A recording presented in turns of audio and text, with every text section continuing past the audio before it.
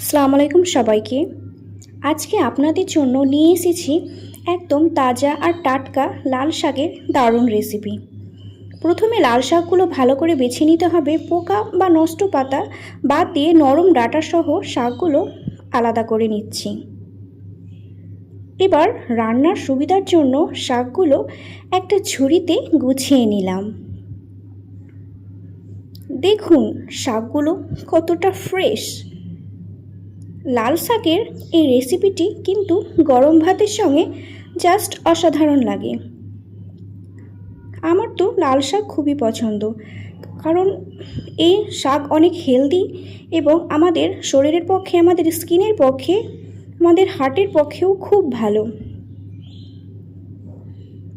শাকে অনেক সময় বালি থাকে, তাই জল দিয়ে খুব ভালো করে 2-3 বার ধুয়ে জল ঝরিয়ে নিতে হবে।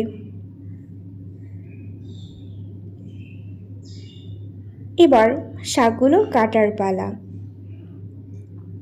শাকগুলোকে খুব সুন্দর করে একটা বটির সাহায্যে কেটে নিতে হবে, যেটা আমি নিয়েছি। ধোয়া শাকগুলো এভাবে একদম ঝিরি করে কুচিয়ে নিতে হবে। এই রান্নায় আমরা দেব বেগুন।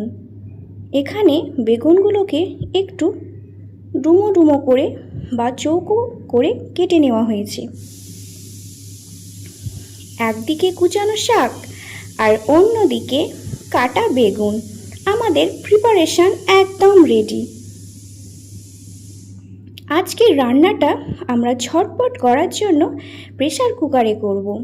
প্রথমে কুচানো লাল শাকগুলো কুকারে দিয়ে দিচ্ছি, সাথে দিলাম সামান্য কাঁচা লঙ্কা কুচি আর অল্প কিছু হলুদ গুঁড়ো। এবার ওপর থেকে কেটে রাখা বেগুনের টুকরোগুলো সব দিয়ে দেব। সব কিছু হালকা একটু ওপর নিচ করে মিশিয়ে নিচ্ছি।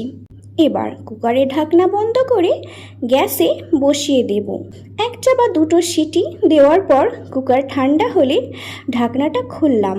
দেখুন শাক আর বেগুন কিন্তু একদম পারফেক্ট সেদ্ধ হয়ে গেছে। এবার আসল ম্যাজিক, কড়াইতে পরিমাণ মতো সরষের তেল গরম করে নিচ্ছি।